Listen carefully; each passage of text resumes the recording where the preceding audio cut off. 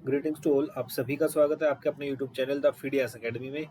अगर आप किसी भी कम्पिटिटिव एग्जाम की तैयारी कर रहे हैं, चाहे वो केवीएस हो, एनवीएस हो, डीएसएसबी हो और एसएससी हो, तो ये क्लास आप सभी लोगों के लिए ही है। हम यहाँ रीजनिंग के 10 दमदार क्वेश्चंस की प्रैक्टिस करेंगे। आई होप आप भी मेरे साथ साथ क्वेश्चंस की प्रैक्टिस करेंगे। आपके पास कॉपी पेन रेडी है। क्लास स्टार्ट करते हैं क्वेश्चन नंबर 1 से। और आपको देखना है कि आप उन 10 क्वेश्चन में से कितने क्वेश्चन ठीक करते हैं। ठीक तो सभी कर लेंगे, बट आपको किस चीज़ का ध्यान रखना है, आपको टाइम का ध्यान रखना है कि कितने कम टाइम में आप उस क्वेश्चन को सोल्व कर पा रहे हैं। ठीक है, क्वेश्चन सोल्व करने को कोई भी सोल्व कर देता है, बट जो मेन चीज़ होती है वो क्या होती है, वो होती है कितने कम समय में हमने उस क्वेश्चन को विद एक्यूरेसी सोल्व कर लिया है। ठीक है, तो इस चीज़ का आप लोगों को ध्यान रखना है। क्वेश्चन नंबर 1 से क्लास स्टार्ट करते हैं। नंबर 1 यहाँ पे लिखा है, ब्लड रिलेशन से ये क्वेश्चन दिया गया है। इसमें बोलता है introducing a boy, a girl says he is the son of the only sister of my mother's brother. How is the boy related to the girl. एक लड़के का परिचय देते हुए एक लड़की कहती है, वह मेरी माँ के भाई की इकलौती बहन का बेटा है। लड़का उस लड़की से किस प्रकार संबंधित है। 4 ऑप्शंस हैं हमारे पास, father in law, brother, cousin और नीस। तो जैसे जैसे क्वेश्चन बोलते हैं, हमें इस टाइप के जो क्वेश्चन होते हैं उनको उसी के अकॉर्डिंग सोल्व करना होता है। यहाँ पे मैं आपको बताता हूँ जो मेन चीज़ होती है। जैसे कि ये ब्रैकेट के अंदर है, इसको मैं क्या करता हूँ, इसको मैं 2 पार्ट्स में डिवाइड करता हूँ। यहाँ से मेरा या मेरी शुरू होता है, वो तो सेकंड पार्ट होता है, और इससे पहले वाला ये वाला पार्ट होता है। ठीक है, अब इसमें क्या करना है, यहाँ पे एक लड़की बोल रही है, एक लड़की कहती है, किसके बारे में कहती है, एक लड़के के बारे में बोलती है। क्या बोलती है, वह, यानी कि ये किस चीज़ के लिए यूज़ किया गया, वह उस लड़के के लिए यूज़ किया गया है। वह लड़का, मेरी माँ, यानी कि इस लड़की की माँ के बारे में बात हो रही है। मेरी माँ के भाई, यानी कि माँ के भाई का क्या बोलते हैं, मामा बोलते हैं। लड़की के मामा हो गए यहाँ तक। और मामा, लड़की के जो मामा है, यानी कि मेरी माँ के भाई, यानी कि मेरे मामा, यानी कि लड़की के मामा। लड़की के मामा की इकलौती बहन लड़की की माँ होगी। मामा की इकलौती बहन कौन होगी, लड़की की माँ। और बहन का बेटा, यानी कि लड़की की माँ का बेटा क्या होगा, लड़की का भाई होगा। तो इस लाइन का मतलब क्या हुआ, ये जो लड़का है वो लड़की का भाई है, लड़की का भाई है। क्वेश्चन में क्या पूछा है, लड़का उस लड़की से किस प्रकार संबंधित है। तो लड़का क्या है, लड़का भाई है। तो क्वेश्चन का आंसर क्या हो जाएगा, ऑप्शन बी। नेक्स्ट क्वेश्चन पे आते हैं। नेक्स्ट क्वेश्चन है, मैथमेटिकल ऑपरेशंस से ये क्वेश्चंस दिया गया है। यहाँ पे अगर प्लस को माइनस बोलते हैं, प्लस को क्या बोलते हैं, माइनस बोलते हैं। मल्टीप्लाई मीन्स डिवाइडेड बाई, जो मल्टीप्लाई का निशान होता है उसको क्या बोलते हैं, डिवाइडेड। इसके बाद जो डिवाइड का निशान है उसको क्या बोलते हैं, प्लस। जो डिवाइड का निशान है उसको क्या बोलते हैं, प्लस बोलते हैं। एंड जो माइनस का निशान है उसको क्या बोलते हैं, मल्टीप्लाइड बाई। जो माइनस का निशान है उसको क्या बोलते हैं, मल्टीप्लाइड बाई। तो हमें ये जो इक्वेशन दे रखी है इसको हमें सोल्व करना है। 96 मल्टीप्लाई, मल्टीप्लाई को क्या बोलते हैं, मल्टीप्लाई को बोलते हैं डिवाइड। तो यहाँ पे क्या निशान आएगा, डिवाइड का। माइनस को क्या बोलते हैं, माइनस को बोलते हैं मल्टीप्लाई।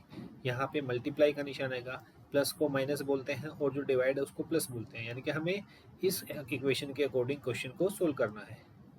अब यहाँ पे 96/12 करेंगे।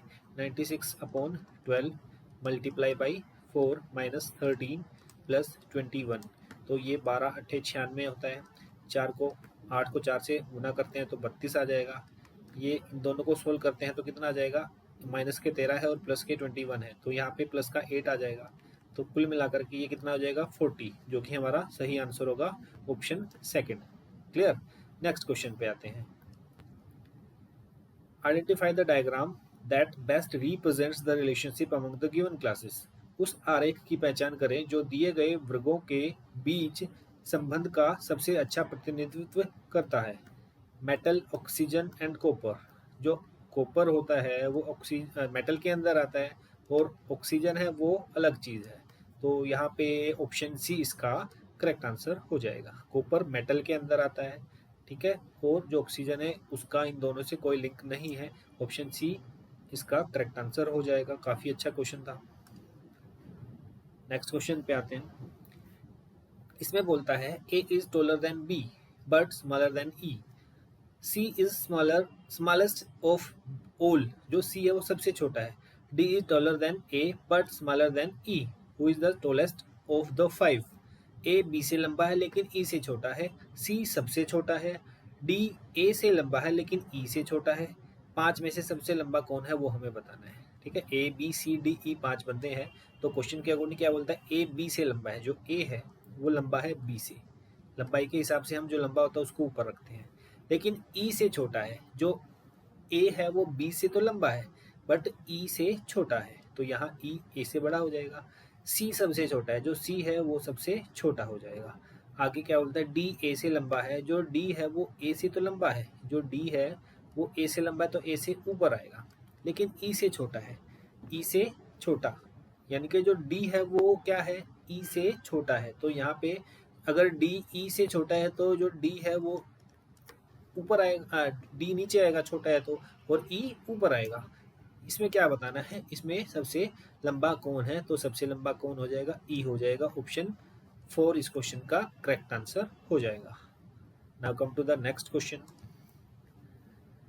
हाँ जी, क्वेश्चन देख करके घबराना नहीं है, ये मैट्रिक्स का क्वेश्चन होता है। आपको ये कुछ क्वेश्चंस की प्रैक्टिस कर लोगे तो आपको जो सीधा क्वेश्चन को कैसे सोल्व करना है वो आपको पता लग जाएगी। सबसे पहले हमें इस क्वेश्चन में क्या देखना है। सबसे पहले तो मैंने देख लिया कि ये मैट्रिक्स का क्वेश्चन है, तो अगर आपने भी ये क्वेश्चन सोल्व किया है तो आपको सबसे पहले कहाँ पे जाना है, कुछ नहीं पढ़ना, सबसे पहले आपको स्नो पे जाना है, यानी कि हमें स्नो का मतलब बताना है। ठीक है, अगर जो बच्चा पहली बार कर रहा है तो वीडियो पॉज करके क्वेश्चन की लैंग्वेज एक बार पढ़ सकता है, कोई प्रॉब्लम नहीं है। बट जो ऑलरेडी कर चुका है तो उसको पता होगा सबसे पहले हमें क्या, जो लास्ट में जो वर्ड दिया होता है हमें उसको बनाना होता है। और इस क्वेश्चन को कैसे सोल्व किया जाता है, इस क्वेश्चन को सोल्व किया जाता है बाई ऑप्शन। सबसे पहले पहला ऑप्शन पकड़ेंगे, उसमें क्या चीज़ हमें देखने हैं वो अभी मैं आपको एक्सप्लेन कर देता हूँ। जैसे ऑप्शन ए है, इसमें क्या दे रहा है, 7 और 6 दिया हुआ है। यहाँ पे हम आर सी वाला फॉर्मूला यूज़ करते हैं, आर सी यूज़ करते हैं। आर का मतलब पहले हम आर को यूज़ करेंगे, यानी कि रो को यूज़ करेंगे, और सी का मतलब कॉलम होता है। यहाँ पे हम कॉलम को यूज़ करेंगे। मैं यहाँ पे COLUMN लिख देता हूँ, कॉलम पूरा। ठीक है, आर सी का आपको याद रखना है, रॉयल चैलेंजर से याद कर सकते हैं, मतलब आपको आर में रो पहले ही यूज़ करनी है और कॉलम बाद में यूज़ करना है। अब जैसे यहाँ पे ऑप्शन ए में 76 दे रखा था, जो पहला है 76, इसमें ये आर होगा और जो 6 होगा वो क्या होगा, कॉलम होगा। तो 7 कहाँ पे है, देखो जो कॉलम होता है वो तो क्या होता है, ऊपर से नीचे आता है, और जो रो होती है वो कैसे चलती है, वो ऐसे चलती है। ठीक है, लेफ्ट टू राइट या राइट टू लेफ्ट। तो यहाँ पे 7 कहाँ पे दिख रहा है मुझे, रो के अंदर, तो ये है 7th रो। और 6 कहाँ पे दिख रहा है, 6 दिख रहा है कॉलम के अकॉर्डिंग यहाँ पे। तो इनके बीच में क्या चीज़ आती है, एस आती है। हमें क्या बताना है, SNOW, एस बन गया। अब आते हैं 43 पे। 43 पे 4, पहले मैंने आपको बताया था आर रो को यूज़ करेंगे, उसके बाद कॉलम यूज़ करेंगे। तो 4 तो रो के लिए होगा और 3 कॉलम के लिए होगा। तो यहाँ पे 4 है और 3 कहाँ पे है, यहाँ पे है। तो इनके बीच में क्या बनता है, दोनों को बिल्कुल एक साथ ऊपर से और लेफ्ट से आते हैं तो n बनता है। तो यहाँ पे n हो गया, ये वाला भी क्लियर हो गया। उसके बाद 59 पे देखते हैं तो 5 और 9, 5 यहाँ पे है, 9 यहाँ पे है, O बन रहा है, तो ये वाला भी हो गया। अब हमें W और बनाना चाहिए 21 से।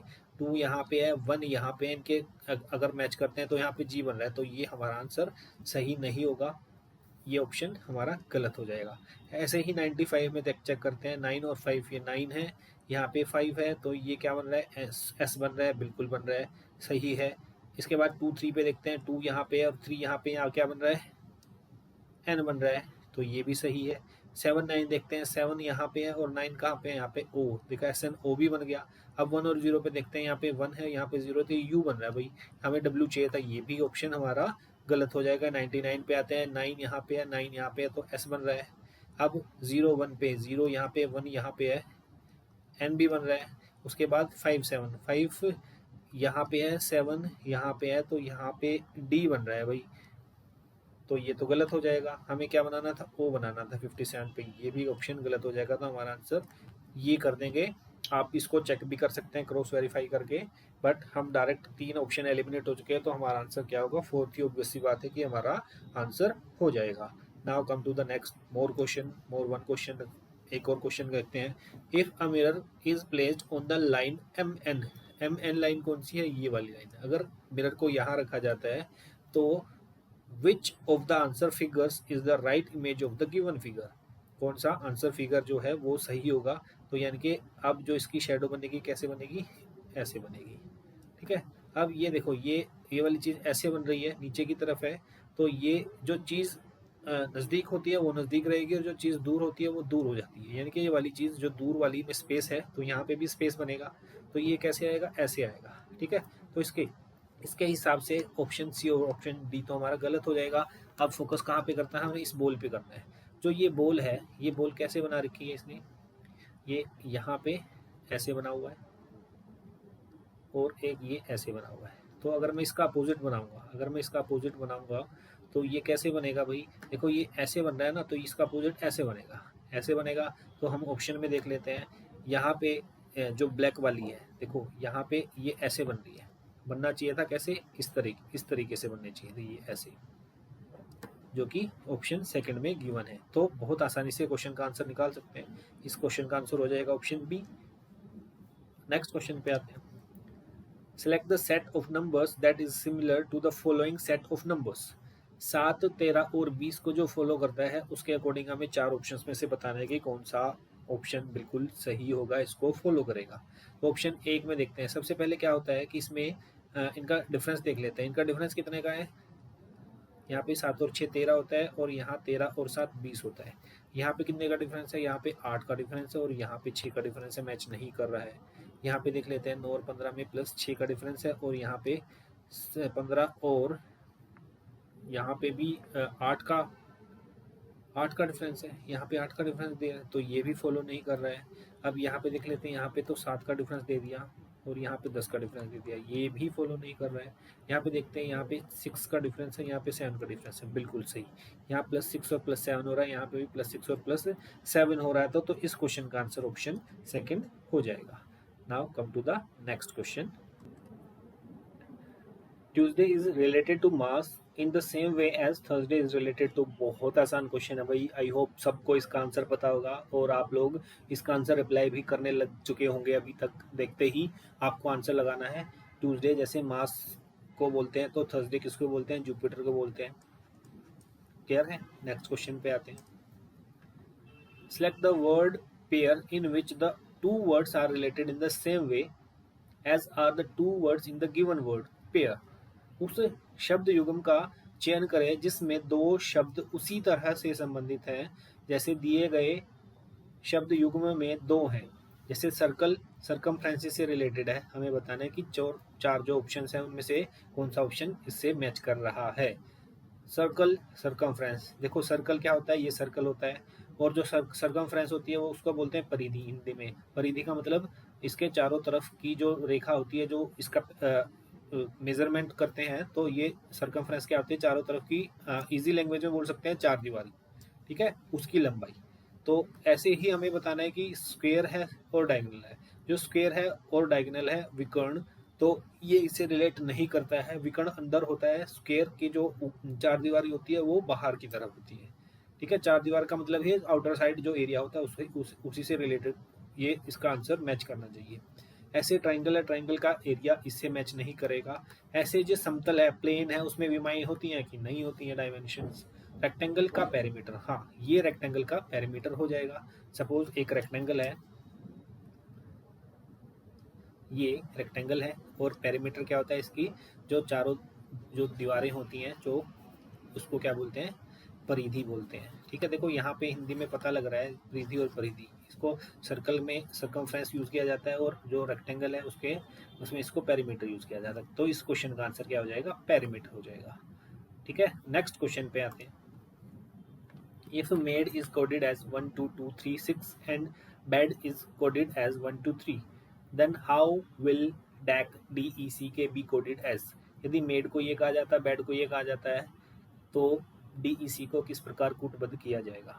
तो यहाँ पे जो मेड होता है, MADE made, made English alphabetical series में 13 नंबर पे आता है। अगर आप चेक करते हैं ABCD तो ऐसे करते हुए जो M है वो 13 नंबर पे आता है। तो यहाँ पे क्या लिखा हुआ है, यहाँ पे पहले 12 लिखा हुआ है, इसमें क्या कर दिया, -1 कर दिया। ठीक है, अब यहाँ पे ए क्या आता है, फर्स्ट नंबर पे आता है, इसमें क्या कर दिया, इसमें इन्होंने +1 करके इसको 2 बना दिया। उसके बाद यहाँ पे डी है वो क्या आता है 4 नंबर पे आता है। यहाँ पे इन्होंने क्या किया -1 कर दिया, तो 4 का क्या बना दिया इन्होंने 3 बना दिया। ऐसे ही यहाँ पे क्या है ई वो इंग्लिश अल्फ़ाबेट्स में 5वें नंबर पे आता है, तो यहाँ पे इन्होंने क्या किया, यहाँ पे इन्होंने प्लस कर दिया, तो ये क्या बन गया 6 बन गया। तो एक बार माइनस हो रहा है, एक बार प्लस हो रहा है, एक बार माइनस हो रहा है, एक बार प्लस हो रहा है। ऐसे ही अगर मैं इसमें देखता हूँ बैड में, बैड इंग्लिश अल्फ़ाबेटिकल में 2 नंबर पे आता है। यहाँ सबसे पहले इन्होंने माइनस किया, तो यहाँ पे भी इन्होंने माइनस कर दिया, 2 में से 1 माइनस करते हैं तो 1 आता है। अब ए है वो क्या होता है फर्स्ट पहले नंबर पे ही होता है, सबको पता है। इसमें अगर हम 1 ऐड करते हैं तो 2 बन जाएगा, यहाँ 2 गिवन है। डी 4 नंबर पे आता है, इसमें -1 करेंगे तो यहाँ पे 4 - 1 3 हो जाएगा। तो अब आई होप आप लोग इस क्वेश्चन का आंसर इजीली निकाल देंगे। यहाँ पे डी ई सी के दिया है, तो डी ई सी के ये 4, ये 5, ये 3 और ये 11। सबसे पहले क्या करते हैं माइनस करते हैं, माइनस करेंगे तो 3 बन जाएगा, ठीक है। ऑप्शन 4 में नहीं दिया हुआ है। इसमें +1 करेंगे तो 6 बन जाएगा। ऑप्शन यहाँ पे 3 के बाद 4 दिया, 6 आना चाहिए था, 2 ऑप्शन हो रह गए। अब यहाँ पे -1 आएगा 2 आएगा, तो दोनों में 2 दे रखा है, सी में और ए में, ठीक है। उसके बाद यहाँ पे +1 करेंगे तो 12 आना चाहिए, तो 12 कहाँ पे है, 12 यहाँ पे दिया हुआ है, तो ऑप्शन ए इस क्वेश्चन का करेक्ट आंसर हो जाएगा, ठीक है। आज के क्वेश्चन इतने ही है। आई होप आप लोगों को क्लास अच्छी लगी है। अब अगर आपको क्लास अच्छी लगी है तो चैनल को सब्सक्राइब कीजिए, वीडियो को लाइक कीजिए, ताकि हम इस तरीके से और क्वेश्चंस, अच्छे क्वेश्चन जो आपके एग्जाम के पॉइंट ऑफ व्यू से काफ़ी इंपॉर्टेंट हो, हम उनको इसमें वीडियो में डाल दें, और आपकी जो तैयारी है कुछ अच्छी चीज़ें जो आप लोगों को सीखने को मिले और आपकी तैयारी में उसको हेल्प मिले, ठीक है। तो आज के समाचार समाप्त, आज की क्लास इतनी ही होगी, बाकी नेक्स्ट क्लास में करते हैं। तब तक के लिए जय हिंद, जय भारत। पढ़ते रहिए, मुस्कुराते रहिए, हैप्पी लर्निंग।